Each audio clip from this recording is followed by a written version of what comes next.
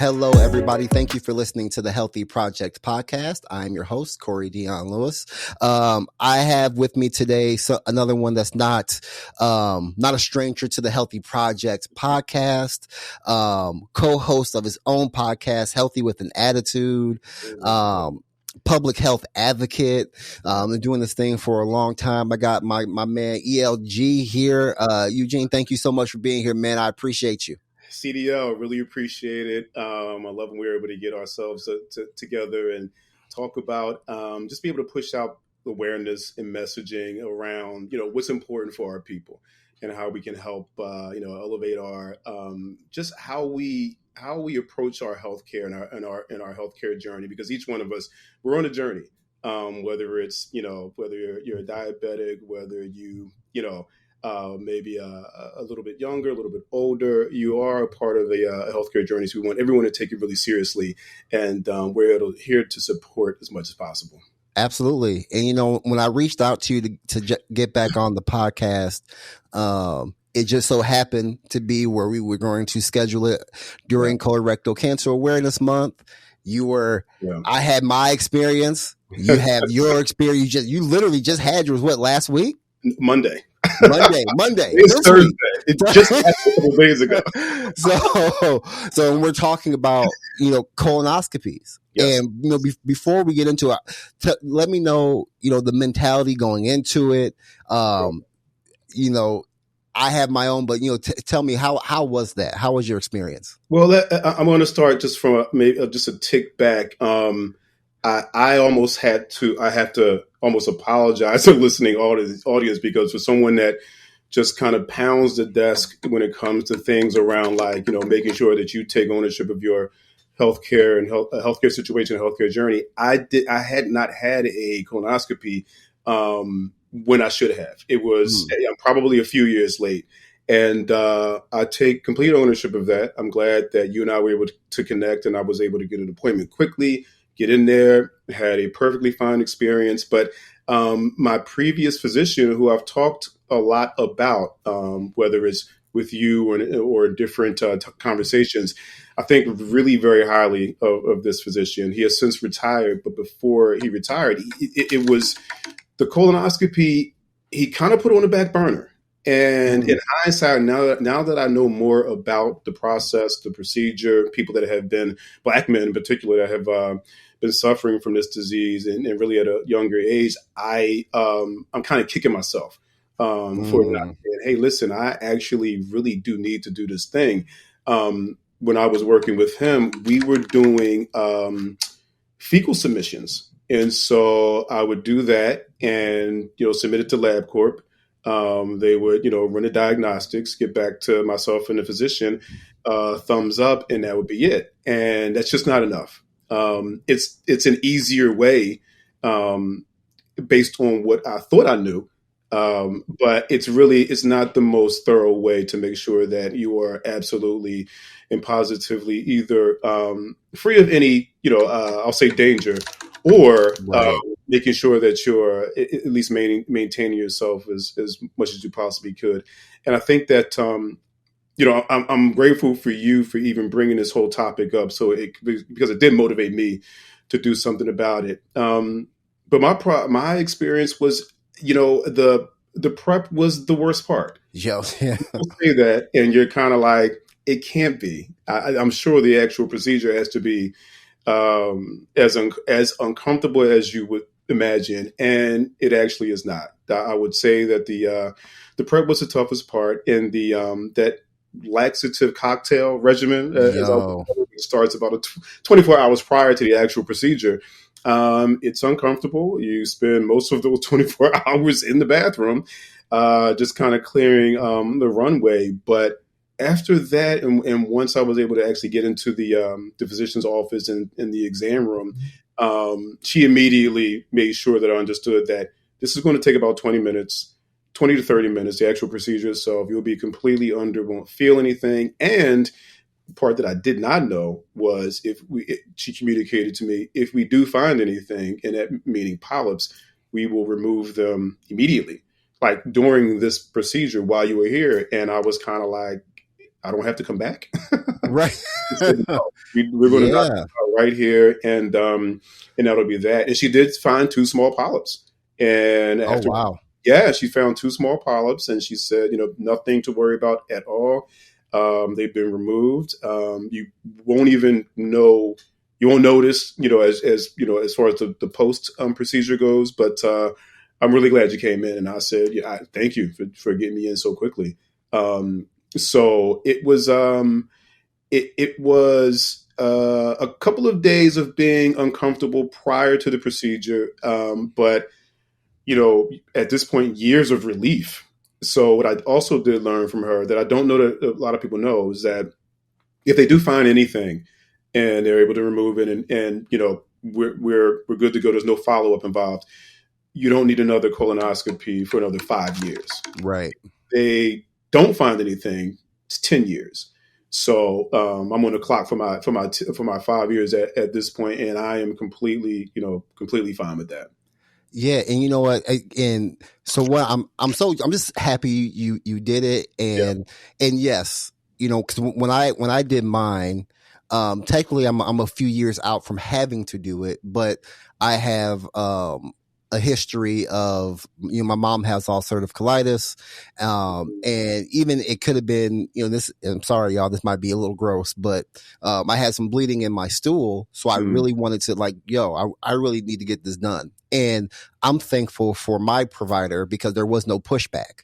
As soon as I said, hey, I've experienced this and my mother I have a history of it. He was like, we'll schedule this. It was a diagnostic colonoscopy. And again, yes, the prep be prepping. Right, like like there's just no way around it. There's no way to soften that to make it. No, it's not bad. No, it's not. It is what it is. But I don't want that to be the reason why someone doesn't, especially when you hear the numbers. Like I was looking it up, and 20%. I think it said African Americans are about 20% more likely to get colorectal cancer, and are about 40% more likely to die from it. 40%. That's staggering. You know what I mean? It is, and it kind of takes you aback, especially when, like you said, you get in there, if they see something, boom, they do it right there, and you're good to moving. Yep. You keep it moving. Yeah. So, my whole point of wanting to have this conversation with you is not only because it's Colorectal Cancer Awareness Month, but also like people need to know, like, it's your fear of getting it is not that deep. It's not. It's unfounded. I mean, it's not unusual to fear this type of procedure. It's a bit invasive. I think the really great thing about it is, I mean, you have the best sleep of your life. So there's that to look forward to as well. You won't ever have another sleep like this ever again. So that part's pretty amazing. But I think it's so between that part of it and to like pivot to the Black male part of it in particular, because out of that 40% that die from CRC or colorectal cancer, most of those people at a very, very high number, they're Black men, and that usually happens because of the usual circumstantial suspects, lack of health care, poor food options or choices. So there's a litany of social and economic factors. But I think some of it is because, and you kind of talked about this a little bit, up until 2018, if you did not have a family history, then physicians did not push you to get a colonoscopy. It was just kind of like, you'll be fine until, whatever age, 50 or 55 or whatever that thing might be. And we lost a lot of good men because of that also. I mean, that's a lot of time, and it's an aggressive disease. So when it starts to do its thing, it's really difficult to reverse it without surgery that will basically change the quality of your life anyway. So I think there's a lot of factors that really go into it. I think the other thing that we would be we would be it would be a fail if we did not mention is that similar to prostate cancer, Black men have this thing where if it is suggested that a procedure will challenge our manhood / Oh my sexuality, gosh. Yeah. then we don't want to do it.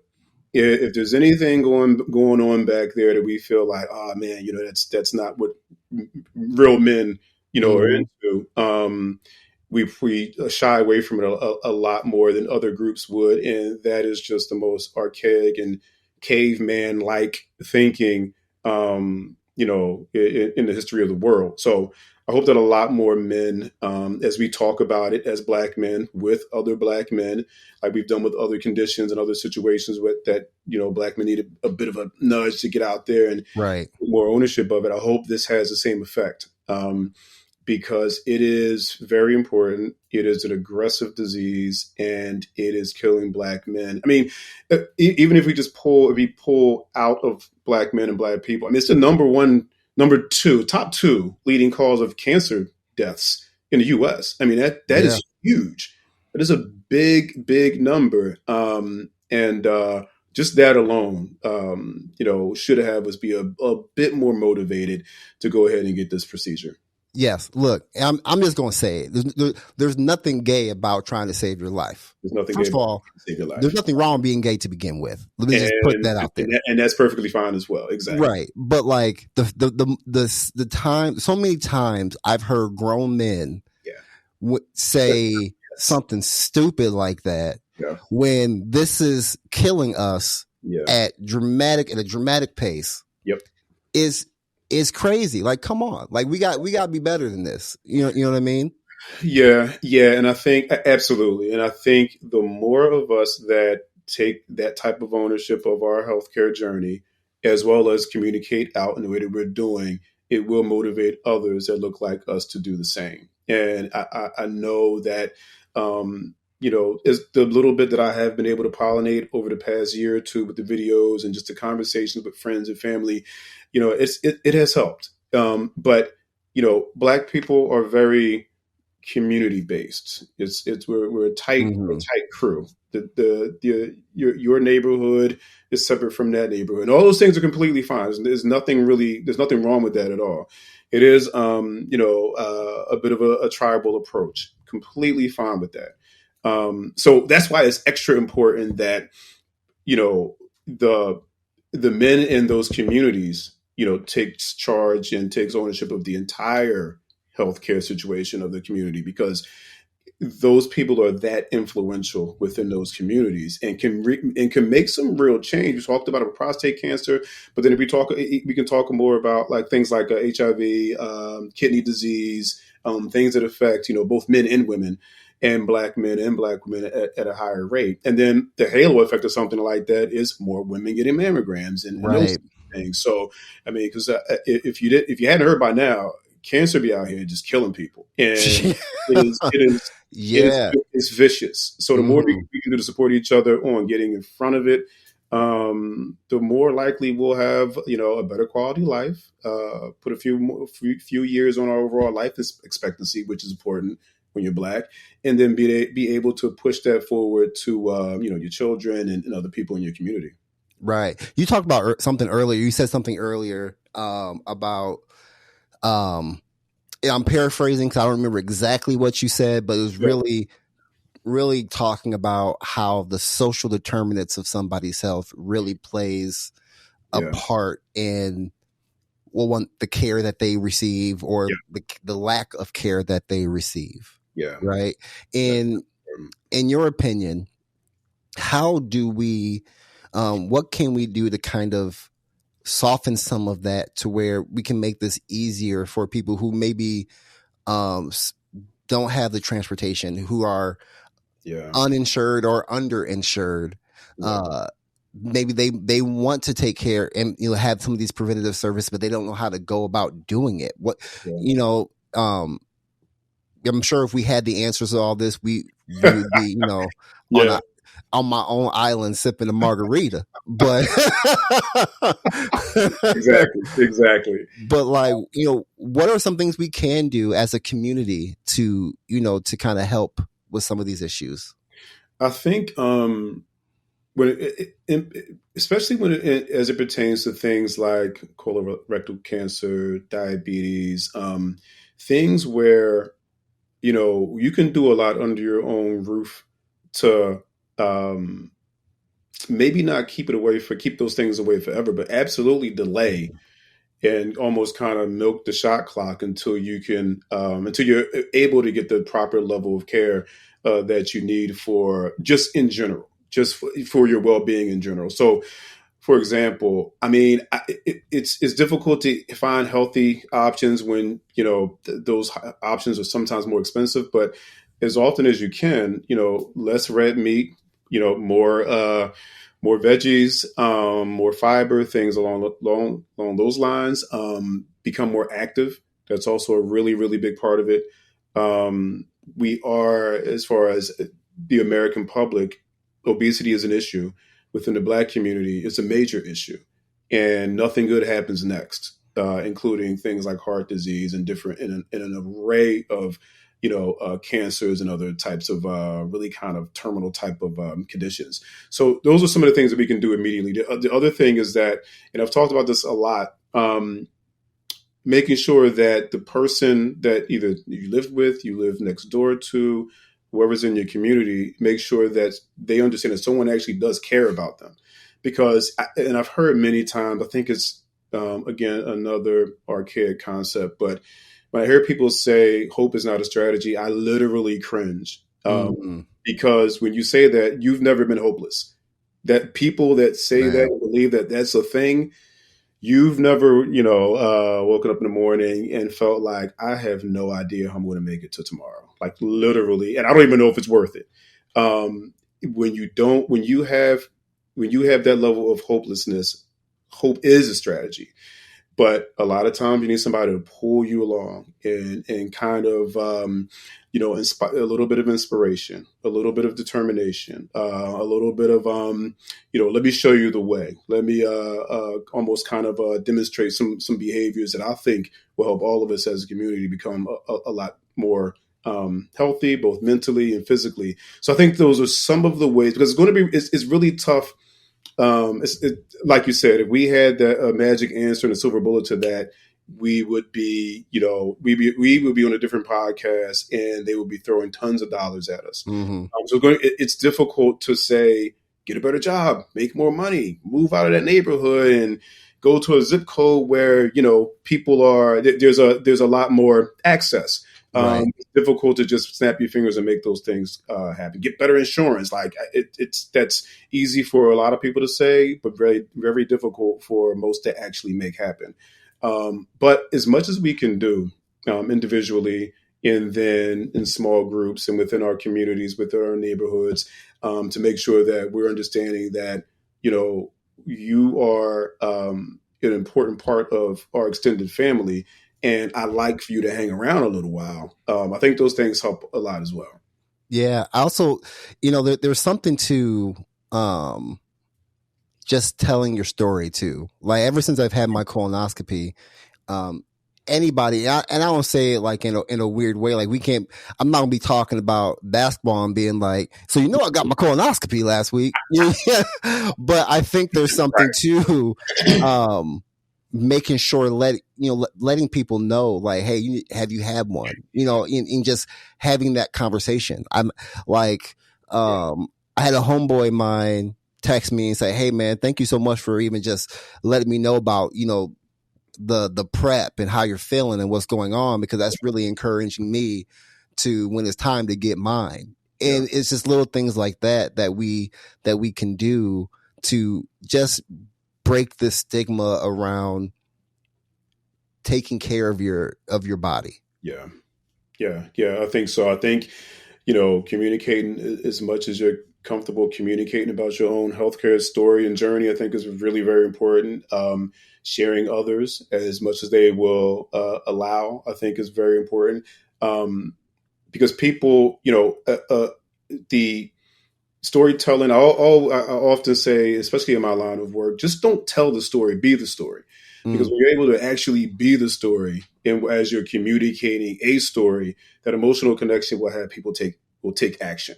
Like you don't, when someone makes an emotional impact on your life, they could talk to you for 3 minutes in the elevator about nothing, or for 30 minutes on a podcast about CRC.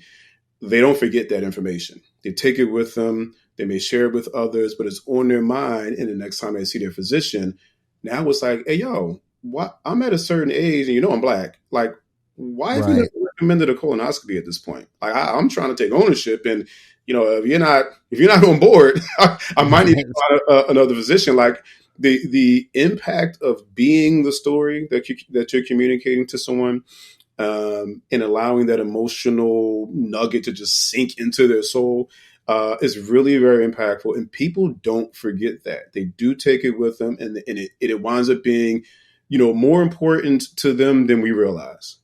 Yo, that's real. And hey, with that, I'm gonna stop it here. I know I took way too much of our time before we started the conversation. I know you gotta get going, but ELG, thank you so much. For those that are listening, and they want to learn more about you, connect with you, kind of see what you're doing out here with your storytelling, and the things that you're doing on social media. Where can they connect with you? I think the easiest way is on LinkedIn. Eugene L. Green. It's absolutely the easiest way. This is March, Colorectal Awareness Month. But April is National Minority Health Month. And we're putting together a nice short film to show people exactly what it means when a family unit cares about each other, and they're able to not only, I guess, do something about it from a tangible perspective, but the emotional connection that motivates others to do something about their health. Because I want to remain healthy for Corey. So I am going to get a colonoscopy, and I'm going to, that plate of salty chips that I cannot resist. Not tonight. I'm good on that. Or whatever the, just kind of altering the behaviors a little bit, because, this guy is that important to me. And not only do I want to be around for him, but I also want to show that if we take care of each other, if we demonstrate healthy habits, then, our quality of life goes way up, and we just generally feel better and live happier. So excited about that short film, excited about, everything that we're talking about today, we're going to talk about in the future. And I just want everybody to take care of each other and live better together. Awesome. Well, hey, man, brother, I appreciate you so much. Yeah. Thank you for coming back on the platform.